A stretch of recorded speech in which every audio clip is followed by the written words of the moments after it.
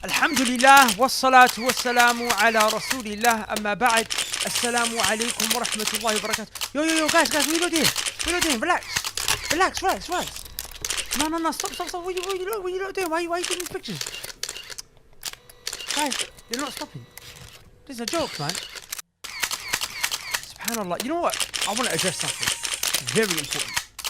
You see, recently, I've been getting shown a lot of love. Okay? I mean, it's been a whole month, and people ain't ripped me apart on Twitter.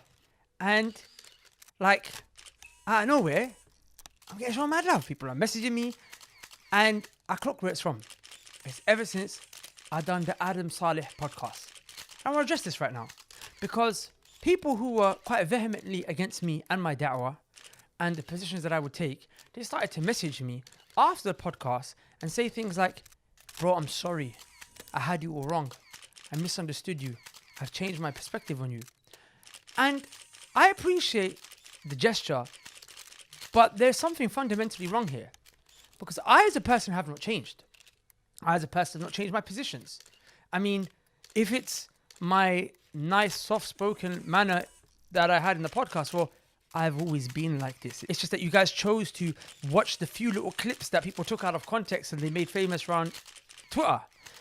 If it's my positions with regards to Aqidah and Sunnah and Tawheed and Shirk and Bid'ah and Salafiyah, well, walillah alhamdul minna, I'm firmer on Salafiyah than I ever have been before. So, I didn't really change. And that begs the question, what made you change your perspective about me?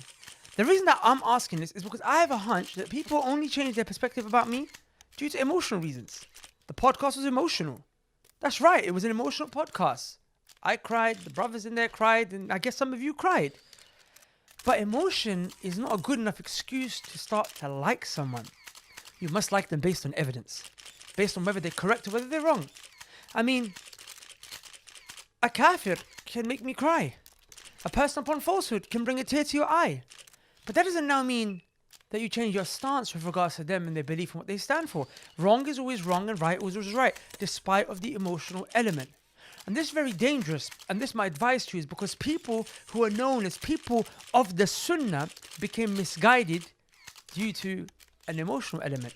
There was a man called Abdurrazzaq as-San'ani, who was one of the teachers of Imam Ahmed, the great Imam of Ahlul Sunnah wal Jama'ah. His sheikh was Abdurrazzaq as-San'ani. And Sheikh Abdurrazzaq was an Imam of the Sunnah.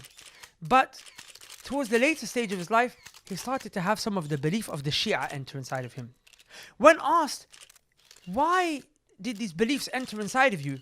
He said, I was amazed by the manners of one particular Shi'i sheikh and listening to him because of his iman. So the moral of the story is, be careful who you listen to. Don't just listen to someone because they make you feel good or they make you emotional or they make you smile. Listen to someone because what they're telling you is correct. And what is correct is what Allah said, what the Messenger sallallahu alaihi wasallam said, and what the companions, i.e. the Salaf, said. Text is that which is evidence. If you do that, whoever you listen to, inshallah ta'ala, you will be in safe hands. Because tomorrow, when I release a video about something that is in opposition to maybe your desires or someone else's desires, I'm not trying to have a go at you. Sorry, I keep saying you. You're cool. Don't worry, you're cool. But if I do that, then what's going to happen? Are you going to throw me under the bus again? Oh, look, there he goes. No, just judge a person based on the evidences that they bring, not on their personalities. That's all I'm trying to say. Now, the fact that I said that, okay, now that we got that out of the way, I want to tell you something really exciting. Now, I'm about to show you a video clip that we prepared, and we actually spent a lot of hard work preparing this video clip, and I really just want you to see it. It's about something amazing that us and the team have been working on. People have been wanting to learn how they can seek knowledge for so long. And you know what? We said we got people that follow us from different parts of the world, different countries, different cities. How can we do something for all of you guys? And we said, you know what? We got it, alhamdulillah. So watch the clip, and then I'll tell you more about it at the end. With that said, peace.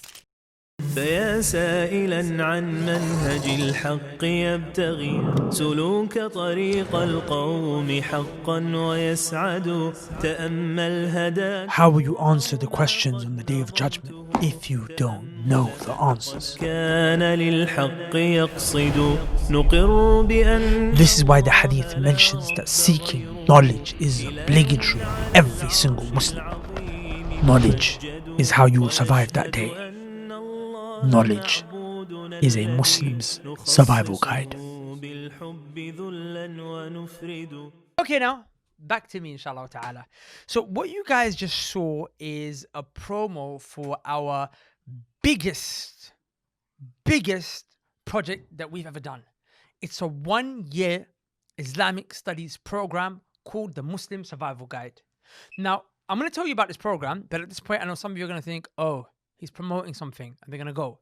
Well, yeah, I'm about to tell you something that's going to help change your life, inshallah ta'ala. If you want to go, more than welcome to, but I swear by Allah, Lord of the heavens and the earth, what I'm about to share with you is for you. It's something that you need, and you'll really benefit from it, genuinely. I mean that sincerely. So if you'd like to leave, then up to you, but it's not me that's missing out. It would be you. Now, with that said, Muslim Survival Guide is a 1-year online Islamic studies program where the teachers are Ustad Muhammad Tim Humble, Ustad Abu Taymiyyah, Ustad Yasin, Ustad Abdullah Ahad, myself, Ustad Yasir, Sa'ad, and the likes. And inshallah ta'ala, we may even have more teachers in the program, teaching throughout the year, classical texts. And you know what's amazing? That these are things that every single Muslim must know. The Prophet sallallahu alaihi wasallam said, "Talab al-ilm faridatun ala kulli muslimin." One Muslimatin, seeking knowledge is obligatory upon every single Muslim man and every single Muslim woman. So, what did the Prophet ﷺ mean when he said that? Does everyone have to become a scholar? No, but there's a certain amount of knowledge that's obligatory upon everyone to know. And that's what we're here teaching you in this program. You see, when you're asked the 3 questions in the grave, who is your Lord? What is your religion? And who is this man, which will be Prophet alayhi salatu wasalam, that you have to answer with? Well, those questions require knowledge. And if it was simply just memorizing them like a parrot, then a Christian could memorize it before he died and just pass the test to the grave. But we know it's not as simple as just saying it on the tongue. You have to live by these 3 answers to the 3 questions. And in this course, inshallah ta'ala, you will learn.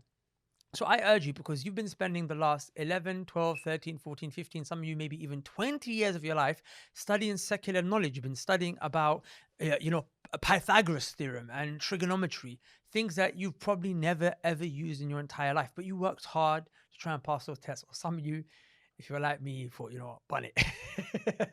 I mean, I wasn't fully like bun it, but I kind of did work hard. I can't lie, alhamdulillah. But the point is that, you don't use those things and you attended those classes. How is it that you and me can give so much time to the dunya? Things like Pythagoras theorem don't even benefit us in the dunya, yet we sit through those classes and we learn. But we're not going to spend time with regards to that which will actually benefit us in the next life, where it really counts. This is the purpose for why we were created, brothers and sisters, so that we can worship Allah alone.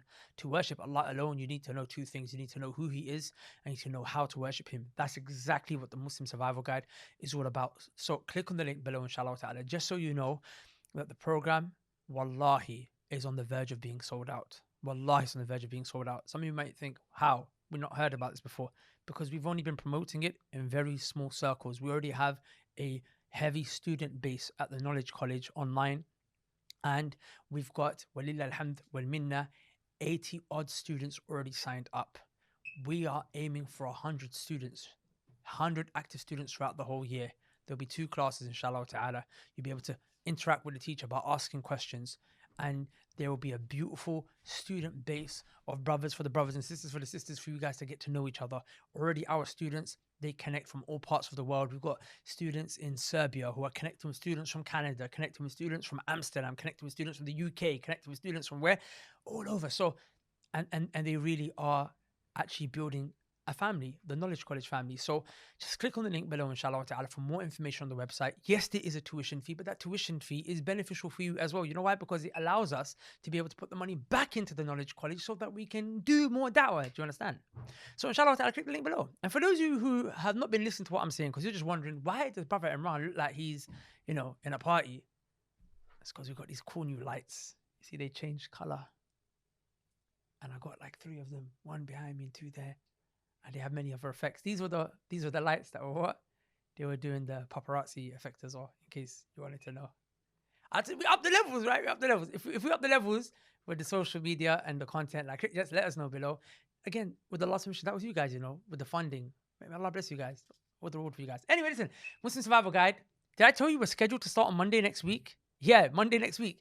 And did I tell you that there's 80 odd students have already signed up and we're, looking to get 100? Well, that means you got a handful of space left. So you better go now, bro. Sis, you better go now because I've released it to the masses now. This video is on the internet. It's not in our private circles anymore. It's out there. So before the spaces are gone, sign up now. Assalamu alaikum. Peace.